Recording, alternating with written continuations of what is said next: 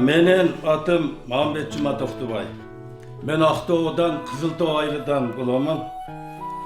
Men bu komuzda muşunday kılıp jasap жүрgeli 50 yıldan açtı.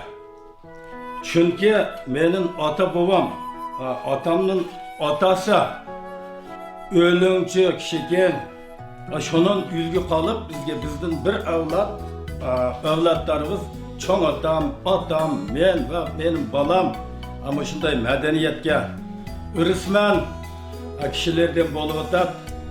Bu mana şu komuzlarda jasaş üçün aldı menen jigaçını tandayбыз. Jigaçıga öte katı jigaçtan boluş gerek.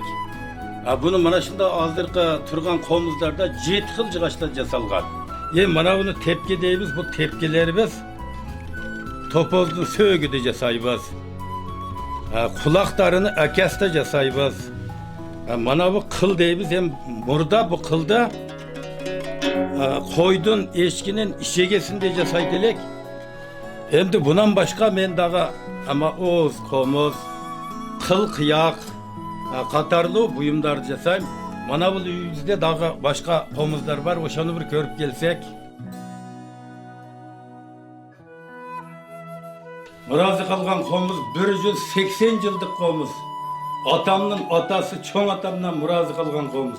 Men 65 yaşka girip kaldım. Endi maşu kolumda önörlerim var edi, ata babamdan kalgan. Bunu endi bunundan keyin dağı kalıp kalbastığı üçün balama ürettim. Onundan başka 4 şagirt yetiştirip çıktım.